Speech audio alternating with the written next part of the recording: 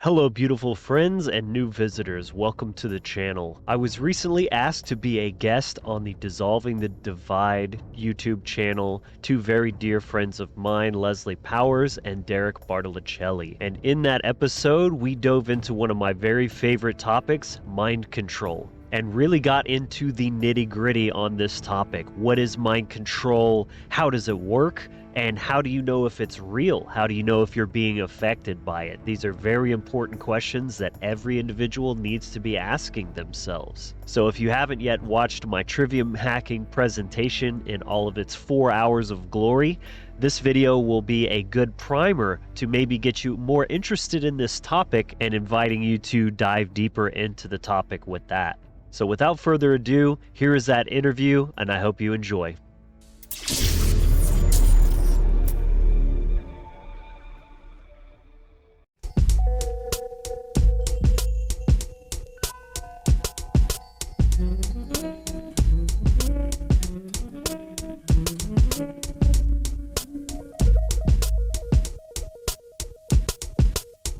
Hi everybody, this is Leslie Powers here on Dissolving the Divide. Excited for another presentation today. We have a special guest, Logan Hart. But first, let's say hello to Derek. How are you doing over there in France? Oh, pretty good. Still doing the dance and all that stuff and taking as firm of a stance as possible in regards to my own sovereignty and just staying free of the mind control matrix miasma stuff, which is what we're getting into today. And yeah, kind of harken back on some projects I've done in the past. You can check out some stuff. I'll leave a link on from my other channel, Awaken Your Mind. It's like a 2.5 hour crazy extravaganza of all the media stuff throughout the history, and yeah, it's like a docu-musical, as I like to call it. And yeah, Logan, we have you on, brother man, because you got quite a lot of stuff in hand and what you've done over the years and stuff, and within this past Gregorian year, for whatever. Stemming back from our last conversation, man, you did a really monumental what do you call it, presentation that was on the Trivium that we're all a part of. That wonderful conference that Leslie co-hosted with Chris and Will Keller and them cats. And yeah, you had to extend it out like a couple more hours long because it's like that much in depth, and that's how deep you want to dive, brother man. And so yeah, how you doing, Yeah. brother? Yeah. Thanks for having me. I'm always happy to be a part of this awesome project. And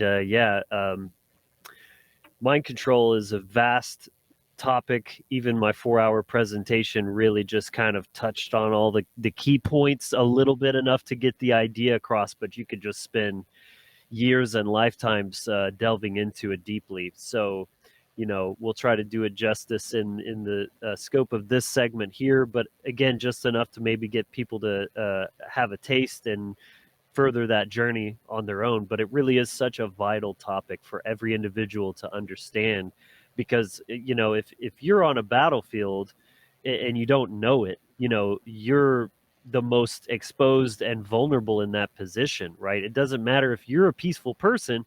If you're in the battle zone, like, you're in danger, and you need to understand what's going on around you. And like it or not, this is a spiritual war, and when someone declares war on you, it kind of takes the choice away, from being in some way engaged in that. So you have to at least have some defenses in place to shield yourself from attacks. So knowledge is the best defense, especially when it comes to mind control, because it relies on conscious programming, ignorance, trauma. That really is the lifeblood of how that system works. So I'd love to Yeah. get into whatever you guys want to focus on, and happy to talk about it. Yeah, great. So I would say that the majority of average people have no idea that they are under the influence of mind control or trauma-based mind control, and they would probably deny it very strongly. And so this presentation, I hope, is something that may open their minds to consider that, yes, we have all been victim to mind control. And there is a active agenda, which is another point I think that most people resist. accepting that was one of the key things for me in opening up, my eyes to what's really going on in the world and to my own awakening. Just really recognizing this evil in the agenda and the efforts to manipulate all our minds. So maybe start by just sharing, like, for the average person who's just living their life peacefully, going to work, what types of mind control are they subject to? Great question. I mean, it's the thing with mind control is it's a body of knowledge that is interwoven. It's a system. It's like all of these different tools that they are using to different capacities in conjunction with each other. It's like if you're a sculptor, you might need a hammer, you might need a chisel, you might need some sandpaper. You're not going to use all of them all the time. It's about the tool for the situation. And so that's why I try to lay it all out in my presentation so that you understand the entire toolkit that's being used and how it actually works on the nuts and bolts kind of level. So to the average person, I would start by saying, if you think that you're not subject to mind control, that is the mind control, or that's the first layer of it, is because mind control isn't something overt. It's not always just the loudspeaker on every corner saying like, you love the republic, we are here for your best interest, and all, like the propaganda stuff. It's not always that obvious. And just very much like an addict, admitting the problem is the first step. If you're in denial, then you're actually the most vulnerable to it because it's operating in the unconscious and subconscious layer, which is exactly where mind control lives and operates. So that's the first thing, is what it actually looks like versus the Hollywood version that we're kind of shown, and we think of it's like some, like the television is sending this signal, dee, dee, dee, dee, and all of a sudden you're like, kill the prime minister, like in Zoolander, if you know that example. It's what it really is it's a slow erosion of your sense of self, your identity, through microaggressions and abuse that are inherent to the system. That's like the best sort of definition that I can give of how it actually works, is that it's this subtle thing that's so like subtle and insidious that you don't notice that it's happening, kind of like gaslighting in a way. Um, but but understanding that the whole system is anti-sovereignty, and it is built to subjugate you, to abuse you, and to erode your sense of self, your boundaries, and your mental health, essentially, which creates a state of demoralization and confusion that's caused by this cumulative trauma that's building up from every angle. So it's so like all over the place and constant that it's hard to like pinpoint where exactly it's coming from. Most people, I think, would at least acknowledge something's off in the world. So things aren't really as good as they should be, right? It's, in fact, it's pretty messed up. But few people have been able to pinpoint, you know, where is the real problem or what's the root of the problem. It's easy to identify symptoms, like people like, oh, well, I don't like war, I don't like police brutality, I don't like, the radicalization of culture that I see happening, things like this. But these are all just symptoms of the problem. Why are people turning to such harmful behaviors and emotional instability and all of this kind of thing, is because it's coming back to that cumulative effect of different dissociative disorders, psychosis, and this is just building up, and then it manifests in different ways. And Sure. That's kind of a good starting point, I think. I know I said a lot there, but No, that Yeah, was real great. quick, it reminds me of that quote that, there could be thousands or millions of people hacking at the branches of what they think is evil, or actually things that are evil. But how many people are actually striking at the root of those things, the real exactly. causal factors, right? So, yeah, that's what we'd like to kind of address. And yeah, we've been peppered with all these things, manipulative throughout our lives, really subliminally, overtly, occultly, or whatever, right? And yeah, it's really in such a subtle way that it's kind of, or it could be so passive that we kind of go about it nonchalantly or don't make a big deal about it. But the accumulation of it all throughout how many days and years and all that time elapsed, and if we're not really deciphering through all that and really holding it down for our true authentic selves, and like being more immune towards all these suggestions through the media, or even faulty education systems, and the list goes on with that, right? So yeah, Yeah. Leslie, you were gonna say, or you want to add to that, Logan? I'm be right back. I was wondering, what would you say to people who just say all of it is just random? That there's really not a directed effort, right? That this is just what is the result of human frailty. And Yeah. To be fair, that's a hard question, because I think it's not one you can answer unless you have your full consciousness online. If you're just looking for definitive proof, it's some kind of, I don't know, document, or what would you even, what would even constitute something like that? This is such a big picture thing. The left brain alone is not going to answer that question. And this is, again, part of the mind control. Is it pushes people into an imbalance of one side of intelligence or brain activity or functionality, or the other.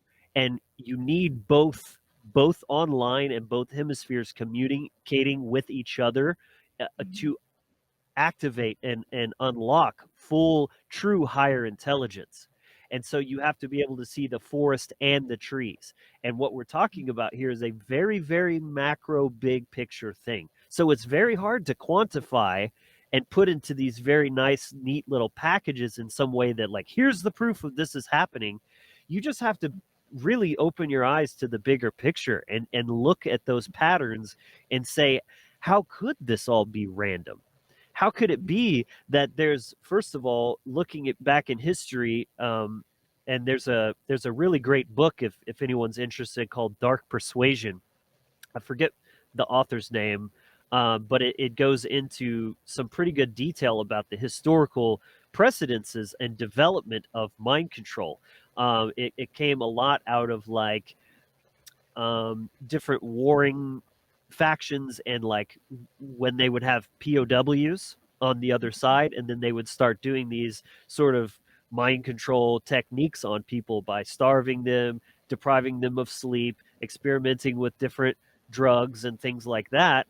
And that's all precursors to things like the MK Ultra program, right? And so it's like, you see there's a clear trajectory of the development of this knowledge that goes way back to even, like, the medieval times with the Christian, torturing people in the Dark Ages and stuff like that, all the way up to the 1960s with the co-opted love and light movement, and the LSD and the music, and these were all mind control programs, conducted by the CIA and other alphabet agencies. And there's a lot of like very suspicious ties with, like not Marilyn Manson, Charles Manson, to like Jolly West. If you, I'm just dropping little breadcrumbs here for people that are interested in looking into this. What are the connections between these people? Why did all of these different sort of Manchurian candidate and crazy people all have the same psychologist, Jolly West? And what's that about, right? Dig into that rabbit hole. To me, those are the kind of little things that point towards that bigger picture. It's really not possible to say here's the definitive proof. It's just, you've got to look at things rationally and say, kind of Occam's razor, like what makes more sense. To me, it would be a more of a stretch to believe that this was all just random and this is just people like being crazy or something. Like, no, it seems way too uh, calculated and directed in some kind of way. For me, Yeah. that makes a lot more sense. Right. So there's evidence that the technology exists and that there's been research to learn how the mind works and how it can be manipulated to get people to do what they others want them to do. I mean, even Yeah. if you look at the Yes. military as a simple Oh example, yeah. Absolutely. right? That's a great one. And what's I been classified still or declassified since then, and this is out for the public to see. Where it's not like postulizing, right? So, but yeah, Logan. Yeah. I was personally in the U.S. Air Force, so I went through the Mm. basic training program, and that's literally what that is trauma-based mind control. They tear you down, they yell at you. You're in this highly stressful environment where it feels like chaos at all times. You never know. So they might wake you up in the middle of the night and make you do a drill, or you're making your beds, or like marching out in the cold, or like just all kinds of crazy stuff. They strip you of your identity, put you in a uniform, shave your head, uh, and then they rebuild you and reprogram you with their design. That's exactly how it works. But instead of like something, to be fair, I consented to that. Like I willingly went into that. It's not as obvious with the larger system at play.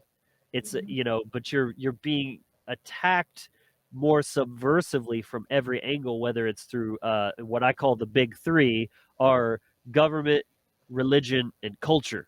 Those are the main ones that distort your personality or your self identity and erode your sovereignty. They in some way, either directly or indirectly, are gaslighting you and saying you don't own yourself. You're not autonomous. You're either too wicked, right? Religion is like you're too wicked to be free. You need a savior. Government is kind of the same thing. Is like, oh, people are too evil and crazy to be free. We need a violent control structure in place to keep because freedom is just too dangerous. What is that telling you? Subconsciously programming you like people shouldn't be free. It's too dangerous, right? Mm-hmm. And then Right. and then culture uses more of a it's less like overt violence because government is like do what we say or we'll throw you in a cage and steal your money and this and that. Religion is like follow these rules or you'll burn in hell forever, or at least your soul will. It's like more of like Mm-hmm. spiritual coercion. Or be And excluded, right, out of a group.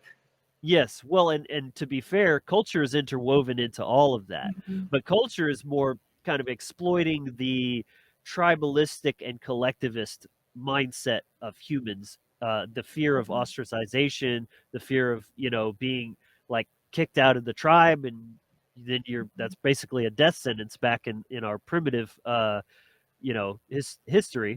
So it's kind of exploiting those vestigial, psychological aspects that are still there, even though they're kind of outdated in the modern Mm-hmm. society, but they're being exploited in these ways, and people are not really aware of that. Yes, and as So, people are kept very pressured through the need to survive, work, make money, pay your bills, get your kids places, and watch the Super Bowl or whatever's going on right now. Right, that people are not super aware of themselves and the impacts of this chronic stress, right, and how it's um, I don't know. I think people think that they're making conscious decisions about their lives a lot more than maybe they even are. yes, you're nailing a very key point there, because that's the thing about mind control is it's not like it hijacks your mind and controls you like, oh, you're going to do this, you're going to do that. It hijacks your identity. And if you dig into the psychology behind this, most behaviors are an extension of identity. if you ever read a book called Atomic Habits, this is a really, really great book for like self-help and stuff. And that's what it's all about, is you have to change your identity first, and then your habits and behaviors will follow that. Well, that's exactly what mind control does. So it implants ideas about who you think you are and how you think the world works, and then you feel like it's you, even though you're playing into what they want you to do because they've implanted that. You think that it's authentic to you, but the reality is who you even think you are isn't even really you. That's the real mind fuck right there. And not seeing that they have choices, or as many options, Yeah. people, right, in terms of Yeah, how it's to like Coke or Pepsi, Democrat, Republican. You're giving these false choices, so you feel like you've got this freedom, but both choices are controlled, and they're both towards the agenda of the controllers or the manipulators, and not really in your own best interest. And they don't want you to know that there's other options, like how about some like fresh, fresh celery juice instead of Coke or Pepsi. You know what I mean? Oh, that's good for me. I'll take some of that. yeah, yeah, yeah. Yeah, and then we always got to factor in, the fear-based mind control, and that's a whole couple hours long. People can talk about that, for a long, long time. But you mentioned a big three, what government, religion, and culture, right? Yep. And it reminded me of, well, like in the fear-based mind control, in another three, it doesn't include culture, but in a sense, it makes sense. But when we're young, it's like, you better get the passing grade or you're gonna fail, or And then you're grounded. yeah, or it's like, no, sorry, it's more like obey or you fail, obey or you go to jail, in regards to government and order followers. Or Obey and you in go to religion, hell. obey and you go to hell. They all kind of rhyme, and you've seen that Yeah. meme before, I'm sure, floating around the internet. But yeah, it Yep. reminded me of that. Yeah, exactly. That's the So coercive nature of it. Is and it's a binary, comply or punishment, reward and punishment. It's kind of that very primal, Yeah, the dualistic desire and fear. Yeah. Yes. Right. So What were fear you saying, does. Liz? I was just going to highlight that the fear aspect, I think, is really important because it does play in to all of this more than Oh, yes. meets the eye. Absolutely. Fear is the most powerful motivator in the human psychology. Even marketers and sales people know this. That you take any sales course and they'll tell you people will go to way greater lengths to avoid pain than to gain pleasure. So that's really important to understand. And so, but the fear and the trauma go hand in hand, right? Where's the fear coming from, or what is the fear of? It's fear of what will happen if you go against what is sitting there like wearing this white robe and telling you, oh, I care about you and I have your best interest, but let's not talk about what happens if you don't do what I say. Things are going to get really ugly, and so everybody's just like, everything is fine. It's just this very like denial, ignorance, wearing a mask kind of facade. So it makes sense why people would deny that the mind control is even going on, because it's scary to acknowledge what happens when you go against the system. And but then it goes so much deeper than that with the actual technical components of this dynamic, because the fear and the trauma actually conditions the mind to be in a state that's much more programmable, just like a TV puts you in these certain like different brainwave states, and then you're more susceptible to suggestion. And why do you think, it's like the news just traumatizes you, and there's like serial killers and famines and fires and all this bad stuff's happening, and then they're programming you the whole time.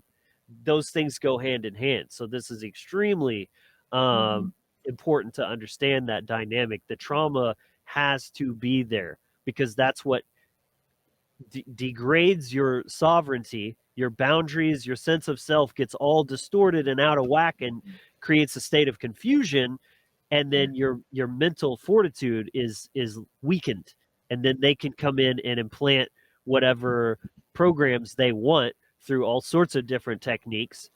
Symbolism is a big one, just typical narcissist stuff, gaslighting, manipulation, just obfuscation of the truth itself, propaganda. I mean, the list goes on and on. But, if somebody is strong minded and they're standing in their sovereignty, none of that stuff works because people are just going to say, that's bullshit. Fuck you. Go away. You know what I mean? Yeah. They need Yeah. people demoralized and accepting that, yes, we're humans, we're so nasty and evil, and we need this benevolent structure to keep us all in line, Mm-hmm.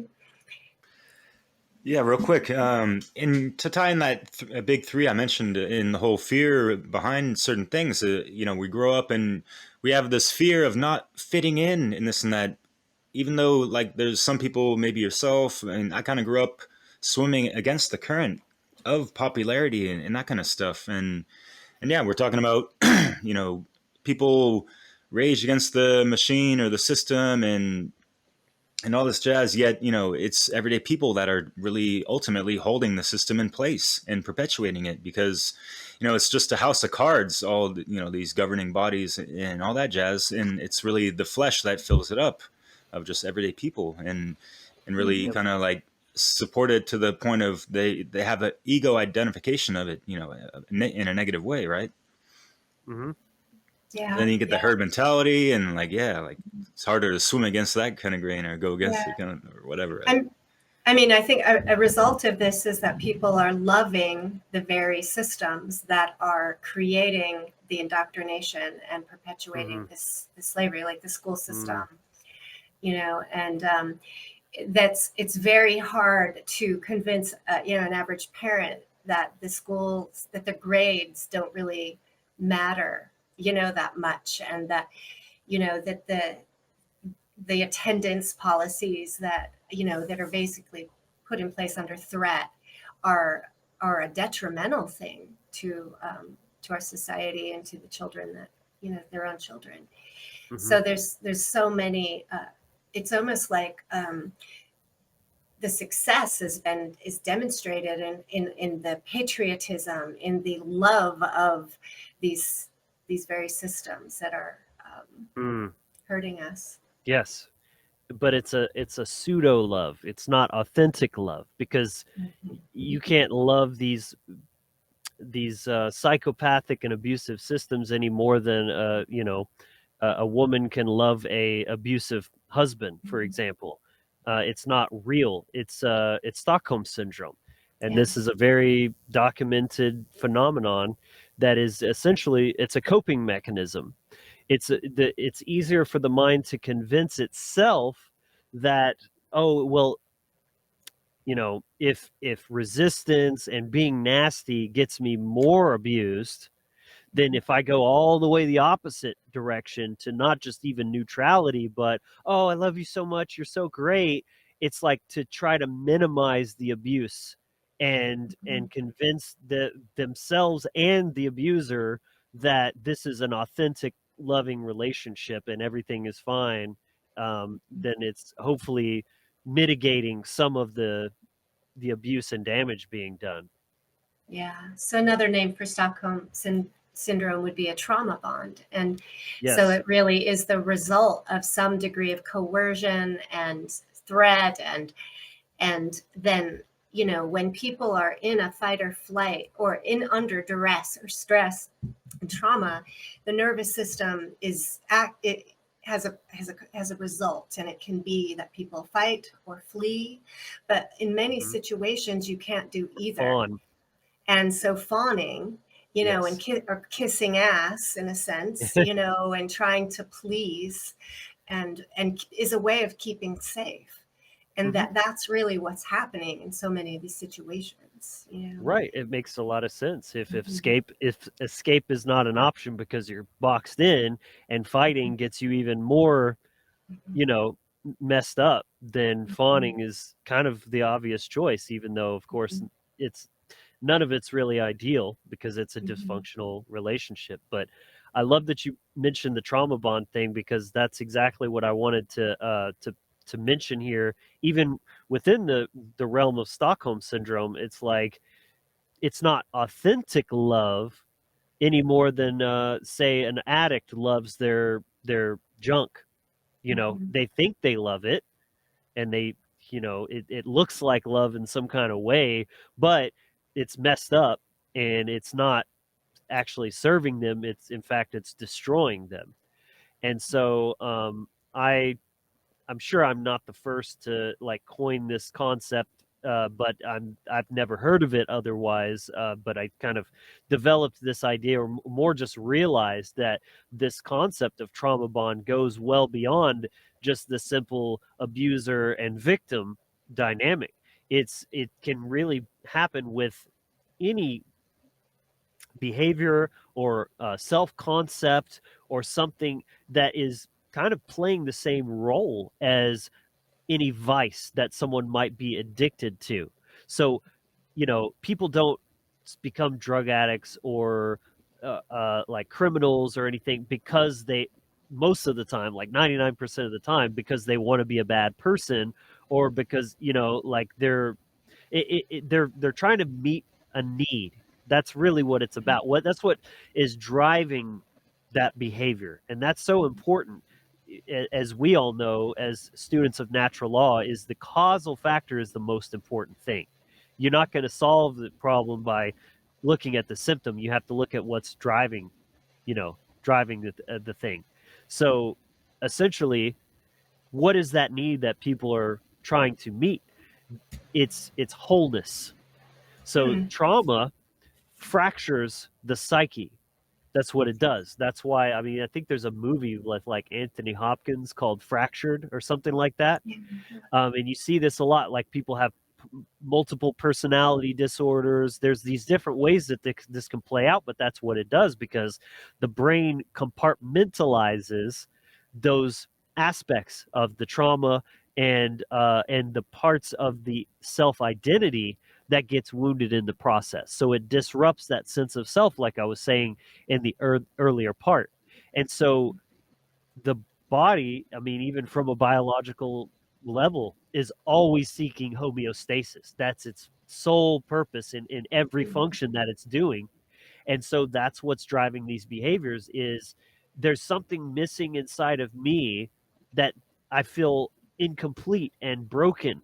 And somehow doing this drug or going around hurting people or, you know, whatever it may be, eating a lot of food, you know, food that tastes good, whatever it may be. There's all sorts of addictions that people trauma bond with that give them that temporary sense, keyword temporary, sense of wholeness. But because they're not actually healing themselves, their ego, which is simply your sense of self, it's not the devil, it's just you, it's your, you know, your own Like self image, basically, your constructually. conscious self, right? Yes, yes. Basically, yeah. And it's so instead of healing that, which is what's driving the behaviors, it's just this perpetual insatiable need to seek something outside of yourself to try to, it's like George Carlin said, like trying to be happy with possessions is like trying to cure hunger by taping sandwiches all over your body. You know what I mean? That's the Yeah. perfect example of what we're talking Hmm. about here, is it's not actually Hmm. filling the hole. Only Yeah. healing can do that. But that's very important to understand, that this is what's driving all of these behaviors. What, maybe it's politics. Why is somebody get so zealous about politics or gender, what's you call it, gender theory? It's that it gives them some kind of sense of self-importance or righteousness. It gives their ego a boost in some kind of way, because there's something underlying that is like less than, and they're just trying to get that feeling of wholeness from it. What, and there's just a wide plethora of ways that people graft on to different things, and that's their thing. And that's Hmm. why people get so zealous about stuff to the point of like, whoa, that's kind of creepy, Yeah. because And it's a mental illness. Yeah. it's a natural actually psychological process to have parts to become somewhat fractured. And you think of it, you know, we all have some internal contradictions. And we have a part that doesn't want to work. I don't want to work today. I'd rather really just like play hooky and stay home. But I have another part of me that's like, I need to pay my bills. I identify as a responsible person. I have people counting on me, so I have to show up. And, I'm that part it becomes well developed. Those managerial parts of ourself often, become more developed and then suppress and oppress a lot of our other parts, and we have polarized parts that kind of, work off and play off each other. And this is a natural psychological process in all people. But what happens, and you can study a little bit of the internal family systems model, is becoming kind of popular in the pop psychology world, and it's really a good model that's demonstrating the normalcy of our psychology, and if someone really understands that about humans, they can manipulate that quite easily through stress, trauma, coercion, and various abuses. And that's where most of us really are. We've had stressors and traumas and prolonged chronic challenges, and we've adapted to survive and to be a good person. And so sometimes we actually will take on the abuser in our own minds. We chastise ourselves. We call ourselves lazy. We do those things, that maybe we heard as a child, because a part identified with that as being true, that, and that's what we need to do to be good. Right. So it's a pretty complex psychological process. And in the end, if we want to talk about cause, is the understanding of human psychology that most people are ignorant of. Yes. You bring up so many good points that I could take many different directions, but that is one of them for sure. That's a big part of the problem, is lack of self-awareness.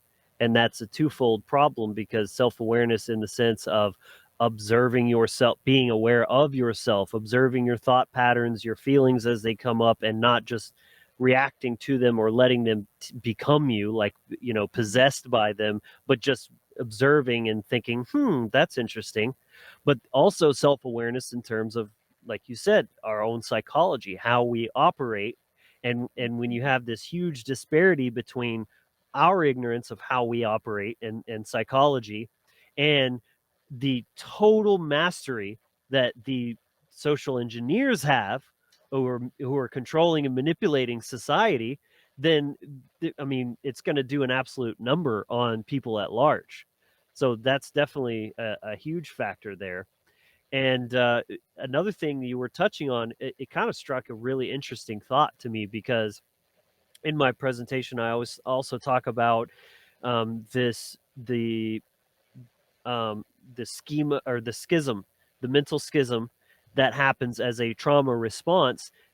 Kind of like what I mentioned earlier, that it pushes us to the left and right sides of the brain, but more specifically, those sides represent the masculine and feminine side of the brain. And so I would say that's an interesting thing to observe. Maybe the relationship between that sort of parent and child inside your mind.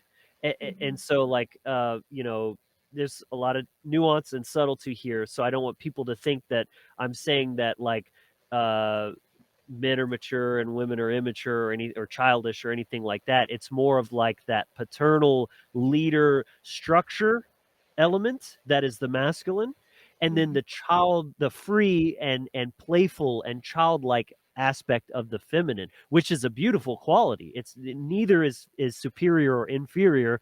That's the authoritarian programming talking, if that's how you see that dynamic playing. It's they're both part of the same. But it's true that some days you need that parent in control of like, this is Mhm. what needs to be done. We got to be an adult today. But too much of that, it becomes an imbalance. And then you need to let the childish side, or not childish, but childlike, free, playful, perhaps we could say the feminine side, come out and play, and just do something that makes you happy, or do some rest and digest and just kind of like Mhm. self-care. And you Mhm. need both of those in a healthy Mhm. balance and a dynamic.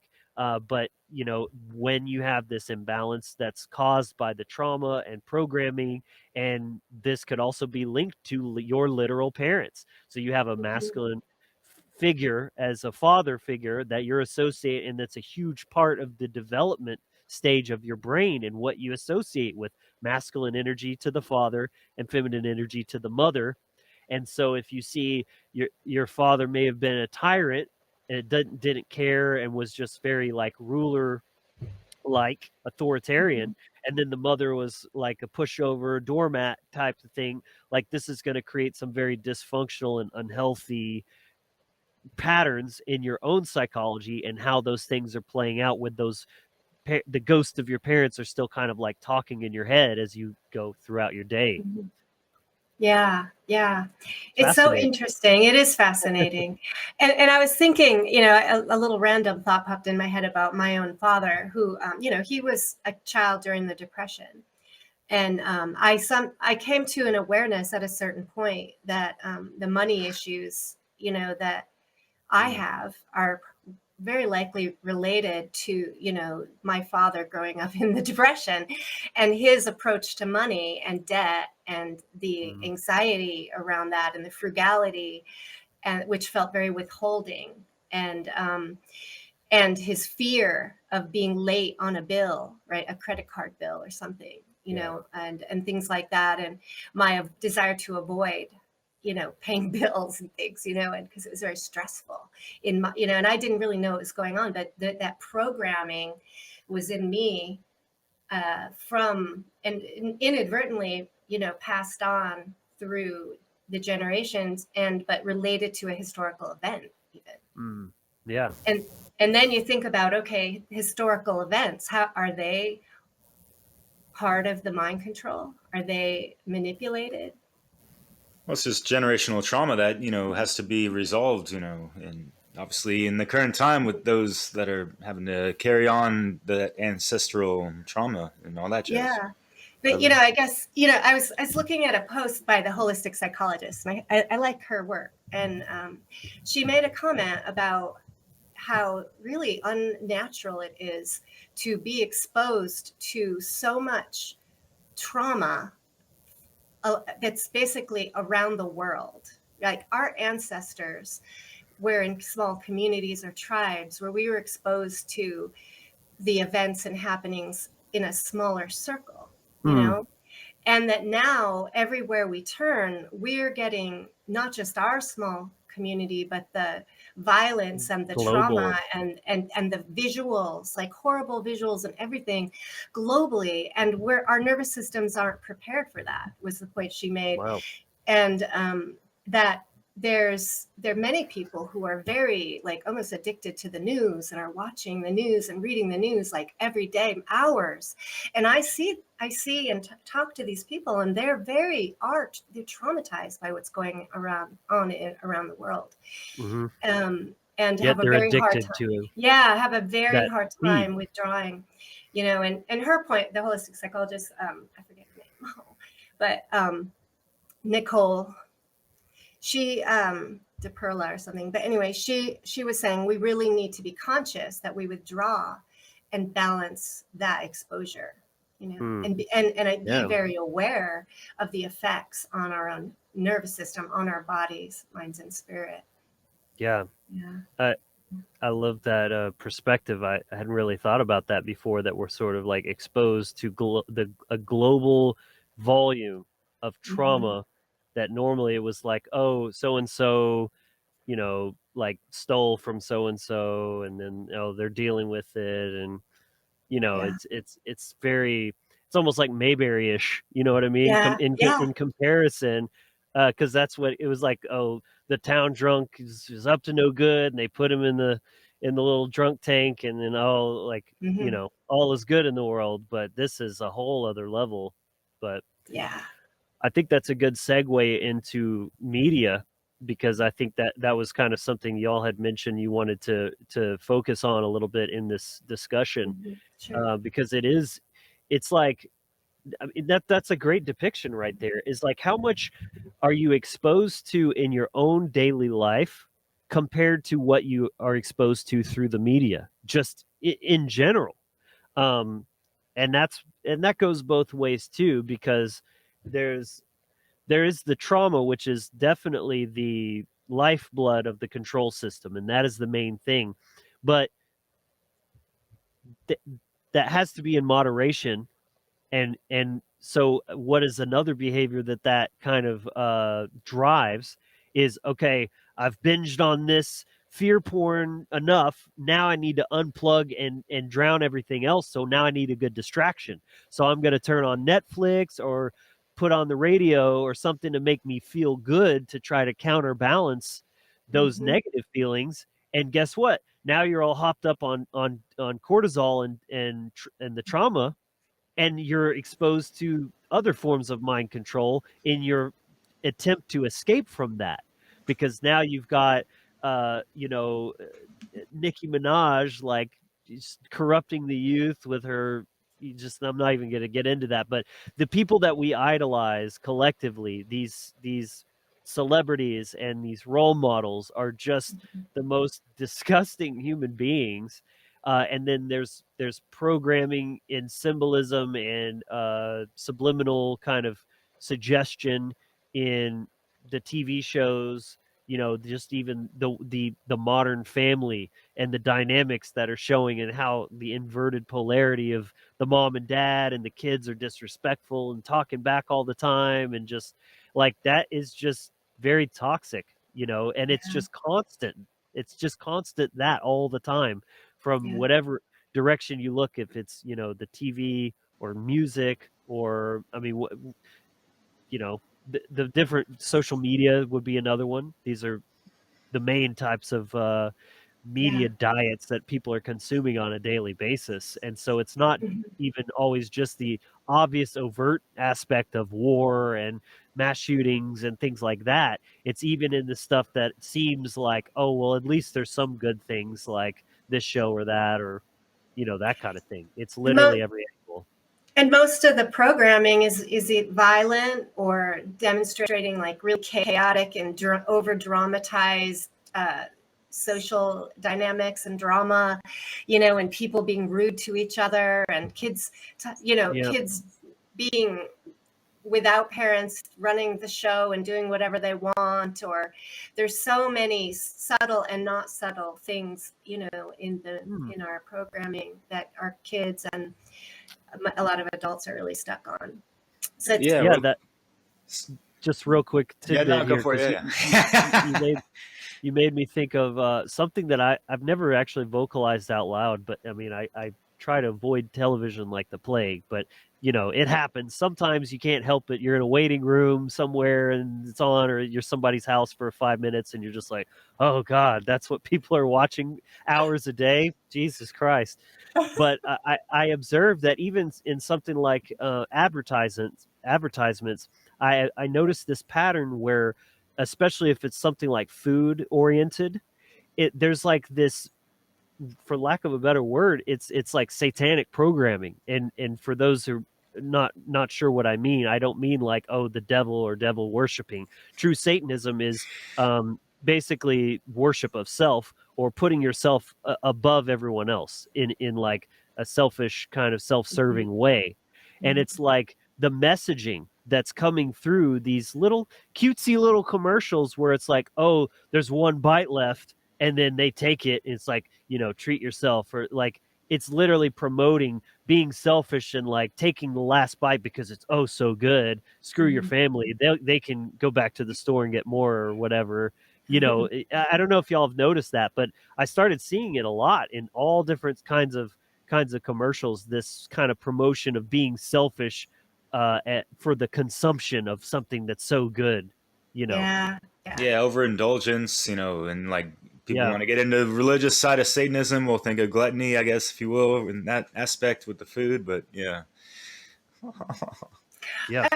I was thinking a link to that conversation of when you live in your own little town, right? And your biggest gossip is that so and so slept with somebody else, you know, or whatever. Like, did you see them standing together at the supermarket? You know, but you know, let's think about what the power that can be and has been seized over the human mind on this massive scale. Just look at COVID and what happened.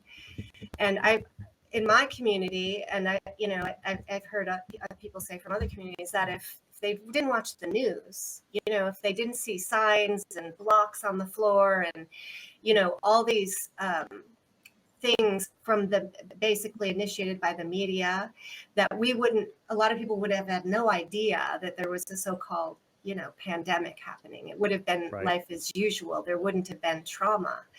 But what made it so traumatic was the intensity of all of the media. I mean, you couldn't go anywhere without like on repeat. You couldn't go to Home Depot. You couldn't go to any store without like repeated announcements about social distancing or mask wearing or, you know, telling you what to do. Yeah. I've noticed that as well. It's like the trauma of what they're telling you to be scared of is like so much more intense than what you're actually experiencing in real life. Like, you know, especially if you think about, well, you know, maybe you got sick, maybe some people you knew got sick. I don't think I knew anyone personally that died from it. I heard a couple of stories of someone who knew someone who died, you know, but wasn't that big a deal to me. Now, of course, you know, sympathy to people who were directly affected by that, but that was still a very small percentage. And then you just compare that, the reality of that, compared to all of the fear mongering that was just nonstop for 2 fucking years. It's insane. Yeah, yeah. And it for people who already had a propensity towards anxiety, it created deep anxiety disorders. And now they're showing up in the therapy office and talking about how their health anxiety went skyrocketing, and you know, there's a lot of detrimental effects from that. That is really unfortunate. Yeah. Yeah. Yeah. So how would you say that these kind of bigger events are part of a mind control system plan? Sorry, say that again. There's Like, some kind of noise. you know, I would think that we all agree that a well orchestrated plan, you know, to you know, like they call it Project Lockstep or something, right? Where all around the world, the politicians were voicing the same things and creating lockdowns. And so there seemed to be a very orchestrated plan that was beyond, you know, average. And I would say that is a demonstration. If people want to look at what are some evidence for mind control, you know, intentional, that's one place to look. You know, Project Mockingbird, that Project Lockstep. There's these, and are there documentations? I know you did a lot of research in your presentation, and so could you share a little bit about what you found in terms of the documentation around projects like that? Yeah, I mean, as far as something like MK Ultra, there's some they declassified some stuff, but to me, it's more smoke and mirrors in my opinion, because it's kind of like when you read about it, it sounds kind of innocuous. It's like, oh well, it was a few people that were doing experiments with mostly like electroshock therapy and drugs, you know, barbiturates and psychedelics and things like that to induce different types of. It just sounded very innocuous, and to me, it came across like, oh well, what they're giving you is just the tip of the iceberg. What actually happened was so much more than that, and so much deeper and like comprehensive and expansive than that. But then they'll just give you these little breadcrumbs and declassify it to kind of satiate that, well, oh, well, they just declassified it and that's all it was. So surely there's nothing more to it than that. That was kind of the vibe that I got from it, is like this is ostensibly what these projects were about, but I think that was really just the very like tip of the iceberg with that. Right, right. Interesting. I learned an interesting little tidbit the other day around the DSM manual, Diagnostic and Statistical Manual, or actually, I should probably know what it's actually supposed to be. This diagnostic criteria from the DSM-5, which is what, you know, mental health professionals use to identify diagnoses that will generally, the main reason that we really need to do that is so insurance companies will pay for our treatment, right? And so we have to justify our treatment. But that the origin of this was from the study of soldiers after coming back from battle. Exactly. And, yeah. Yeah. So that was a big thing. A lot of Chinese and Russian activity with, like I said, the POWs, stuff they were doing, like all of the fear of the spread of communism and all of that stuff that was happening back in World War II. There was the what was it? Oh my gosh, the something trials. Oh, Tuskegee or something? No, it wasn't. Yeah, I forget. It was something that the Russians were doing that was like during the power change from Lenin to Stalin, I believe, was like there was a lot of like it really rough interrogation and like literal trials to the point where, you know, as we know now, torture gets people to admit to things that aren't even true, you know, just because they're trying to make it stop. So that was there was a lot of that kind of stuff going on. Wish I could remember the name of that. But anyways, yeah, that's where a lot of that stuff came from, was during that time period, and with Chinese and Russian soldiers. Yeah, it seems to make sense that because of the history of humanity with so many wars, that the various sides are always going to try to figure out how do we win, how, you know, what strategies. And so a lot of The show trials. The show trials. Oh, okay, I'm not familiar with that. Yeah. Yeah, and so a lot of these like torturing devices, you know, tested for the sake of like torturing your enemy in war, you know. So and now today our minds are being tortured in so many different ways, and as you mentioned in your presentation, Logan, correct me if I'm mistaken, but yeah, you mentioned how there's the controlled opposition, and I think it was one of those Russian leaders that said, like, hey, the best way to win a war is to play both sides of it, or something like that. And so that's where the waters get really tricky, when people really want to exit out of the matrix, quote unquote, or take the red pill, or, you know, look into alternative media, because a lot of that is contrived, or, you know, has certain implants or COINTELPRO, whatever, you know. So it really has created quite the clusterfuck, even within the whatever kind of alternative movement, whether it be anarchists or truth seekers or libertarians, you know, like all these labels that kind of get thrown out there. And obviously that's pretty divisive in and of itself, because it creates echo chambers and misconceptions, generalizations, and yada yada, when one camp is labeled this and another camp is labeled that, in a sense, right? So Coke or Pepsi, man, what the hell, man. But the chaos is the key point there that we're all exposed to, right? And as you said in the beginning, this is a spiritual war, and we are part of it.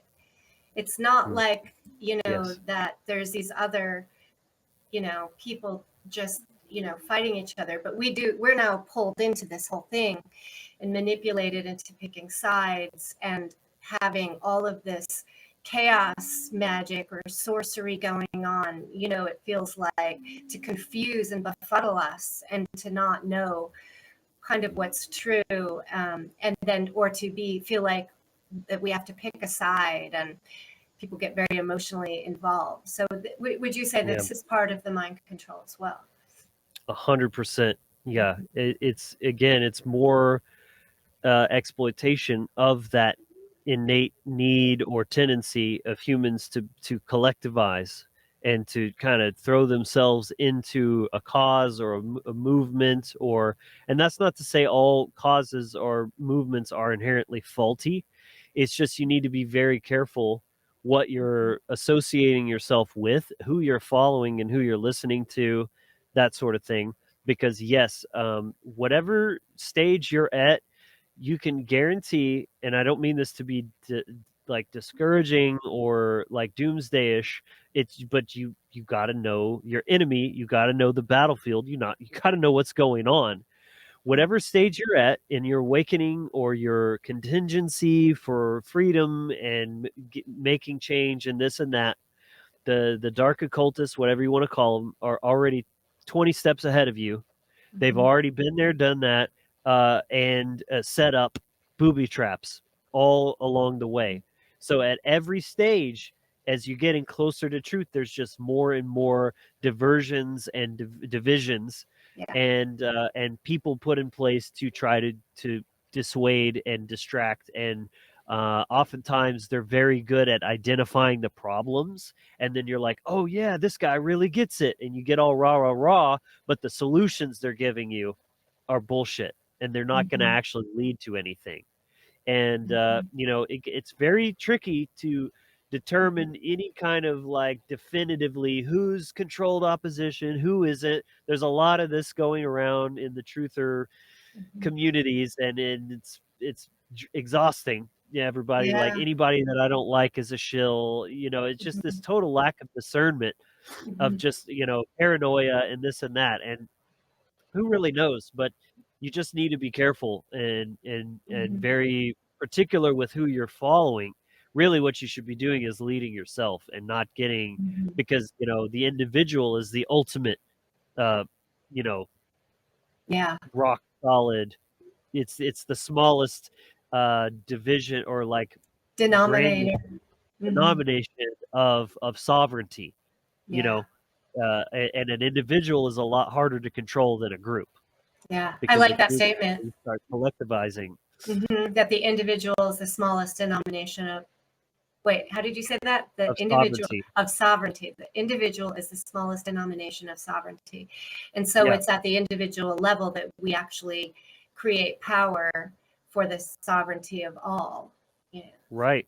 And groups don't do anything. That's another big like mental distortion. Like, oh, the Germans did this, and the Republicans did that. It's like, no, a bunch of individuals calling themselves that did those things, and each individual is responsible for their own actions and none of any of the other ones. And Yeah. that's really important. That's the part that makes you uncontrollable, is when Mhm. you're not lumping yourself in and mingling your actions with the actions of other people. It's like, no, I'm responsible for me and none of those people over there.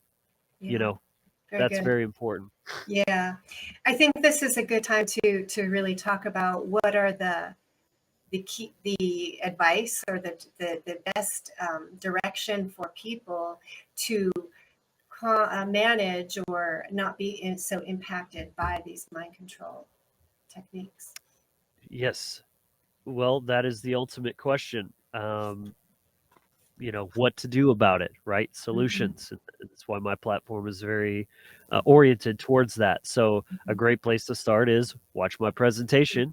It is what I like to call the master blueprint to mind control. It's going to give you the big picture tapestry of all of the bits and pieces and how they fit together and how they work as a whole, as the machine. but even that is just the starting point.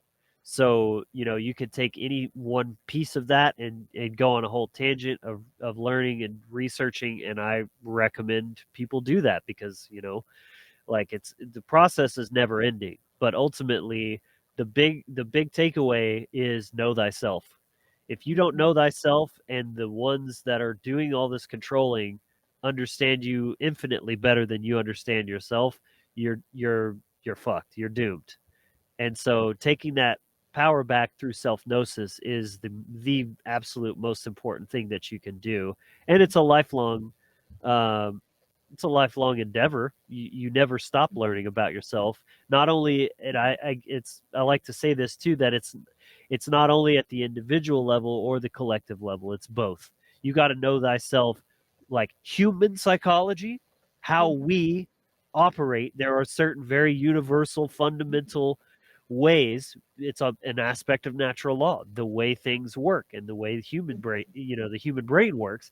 But then understanding yourself at the individual level. What are your strengths? What are your weaknesses? What are those parts of yourself that you haven't fully integrated yet that might be an entry point for some of these mind control programs? Because that's exactly what it does. The wounds are the entry point for the Yeah. mind control. So not only do you need to understand the mechanisms of how this all operates as a dynamic system, but do the work on yourself to close up those potential weak spots that can Mhm. be exploited, and then you become much more powerful and resilient to all of that stuff. Yeah. And I think just a holistic health approach is important, taking care of our bodies and Oh yeah. eating healthy food and drinking clean water. And, all of that is part of how we close up some of the vulnerable spots, that we Sure. have. It's very multifaceted, and I Hmm. do talk about that in the Hmm. presentation, that it's chemical warfare, biological Hmm. warfare, psychological, spiritual, Hmm. emotional, I mean, all of it. And you can't neglect any of it. You have to look at it all as these are just layers to the same cake, and it's all important. Yeah. And being aware of your triggers in relationship to external events and media, and really pay attention to how your body is being affected by the shows you watch and the news you Yeah, hear, and are you in balance? Are you taking some time away from all of that stimulus, and right. What do Boom. you care about? That's the big one. yeah. And that's why the presentation in totality is called trivium hacking. And that's the last thing that I would also, just to answer your question completely, is you must have the trivium in hand to deduce and discern all of this bullshit that's being thrown at you, so you can tell truth from fiction, reality from bullshit. And and again, not only from the external coming at you, but even what's going on inside your own mind and body. And again, understanding the trivium and the way it hierarchically operates from mind to emotion to action. So, you know, what are you thinking about, and what do you believe about yourself and the world? That's the knowledge aspect. What do you care about? That's the emotional aspect. And of course, your courage to do what's right and to stand in your own sovereignty. And then those things will determine what are your actions going to be. And that's what mind control is all about. If it's not about what's happening in the mind. It's that if you control the mind, you control the behavior, and the behavior is what is actually creating reality, and forcing you, unbeknownst to you, to build the hell world that they want you to build, that is against your own well-being and in alignment with their dark best interests. Yeah. That's Yeah. the Yeah. that's the last little bomb, just to kind of tie it all together there. That's Very really what good. it's all about. Fuck yeah. And that reminds me of yeah, that was a really cool segment in your presentation going over the trivium a little bit more in depth and all that.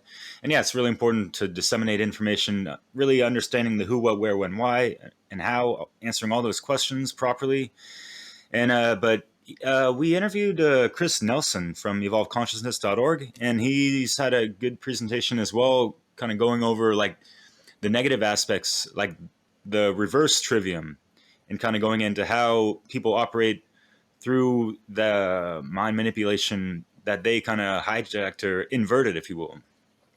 And going back to solutions and all that, of it reminds me of the hermit card, because you all gotta kind of take a step back and really get more into ourselves and really activate that intuition and be that activated individual, especially in the age of artificial intelligence. We have to hold upright the proper acronym of AI, that activated individual. So then we Yeah. can wield those tools to our advantage to, properly produce, and create things to better ourselves and our society and the world, right? Yeah. Yeah. And I love symbolism, and that archetype is very powerful. You've got it up in there in the corner there. I don't know if you did that intentionally, but yeah. He's holding the light. You see, like that is your knowledge. That's the occult, right? Is to be able to see in the dark. That's why the dark occultists use the owl as a symbol to represent themselves, because it's a predatory bird that can see in the darkness and swoop down and take its prey. But see, if you are an empowered wizard like this guy up here, you've got your own light. You can see what's going on. You're empowered with that. Yeah. And I'll just add, that the importance of having care, love, agape, thinking outside of your own immediate needs and your immediate circle, but to look and pay attention, ask questions. And as you're learning, really open your heart to what's really going on. And then from there, cultivate courage to stand up, to say no, to withdraw, from those systems that, are systematically beating you down, or that you are recognizing have immoral underpinnings. Yes, and the courage to look at yourself Very much. square in the eye, deep and Yeah. all the deep, dark, scary aspects of your Yeah. shadow. Yeah. That's the And just, worst thing that people are yeah. avoiding. Yeah. The last episode, Derek interviewed Scott Gordon. I wasn't able to make it. I was sick, but Scott talks about the importance of looking at evil, both, the transgressions against you and the importance of processing those in the detailed ways of understanding and releasing them, but also looking at your own transgressions against others and how hard it is to do that, but also very essential to the freedom that we need in order to break free from these control structures. Yeah. Powerful. So this has been really wonderful. I'm so glad that you're able to join us today, Logan. I just on an aside, you really came through for us in a way. We had a cancellation and I contacted you at the last minute and you're like right here showing up and you're amazing. And I so appreciate your work and your very balanced way of looking at things and your discernment, and your articulation. You're very active on social media. You're very engaged in your with your following, with people who are following your work, and very real. And so I want you to take some time to just like plug your stuff and share more about where people can find your work. Sure. Yeah. Thank you so much for having me. This was a really fun conversation, one of my favorite topics. And to date, I would say that my trivium hacking, presentation is the most prolific and important work that I've done yet, which challenge accepted, that I'll try to top that at some point. But, it was a big undertaking, spent 6 months on it, and I really try to make it as best as I could. And I feel very happy with that. So, I mean, especially in context of this conversation, I would suggest people do check that out, and you can find that at my YouTube channel, which I'd love to have you come subscribe at the Wizard Factory on YouTube. You can also go to thewizardfactory.com/presentations. All my presentations are there. You can actually download the slides from that as well from a Drive folder. And yeah, just explore what's there on YouTube. You know, make sure you leave likes and leave some comments, and let's have a conversation about it. I do, like you said, care about not just putting my ideas out there, but I want to have conversations. I want to build relationships with people. I think that's really important. And yeah, check out thewizardfactory.com, and you can check out the initiation package right there at the top of the homepage. It's a free mini course and plugs you into more of the community with the group and that kind of stuff too. So right. And as far as social media, it's Facebook that you're the most active on? yeah, my personal Facebook. So just Logan Hart on Facebook. I'm trying to build the other Wizard Factory social media, but it's a slower grind, you know, because when you're not paying for ads, your just organic reach is really down on these major platforms like Meta and stuff, unfortunately. But you know, yeah, if you check out the link tree, which I can share down below for everyone to make things easy. Everything's connected. Like I made a link tree web that connects to everything, so you can find all my personal links as well as Wizard Factory, everything and everything else. So just name a couple other of your major interests and topics that you talk about on your platform. Sure. It's primarily focused on just all around empowerment. So, you know, having your mindset correct, standing in your sovereignty, and then how that's applied is how things kind of show up in different interesting ways. So spiritually, you know, I talk a lot about paganism and animism, which is to me, you know, the true natural spirituality without dogma and all of the toxic things that get baked into religion as well. Anarchism, you know, true political freedom and sovereignty, or I should say apolitical, because it's not, you know, your freedom or rights don't come from government. That's a fallacy. And then just, you know, all around empowerment. So I touch on health. I touch on, you know, I've got a breath work meditation. It's a very eclectic platform, but it's all with that common theme of just healing and empowerment and just freeing yourself from all the bullshit from every angle, really. Yeah. Yeah. So I just encourage everyone who's watching the news and getting caught up and putting their time and attention into these very likely somewhat contrived dialectics that you turn away from that, turn inward, turn to platforms like Logan, do the work, expand your mind, open your heart, and get closer to, you know, dissolving the divide. Derek. Yeah. I had a question I was thinking about asking you earlier, but now is even more appropriate. But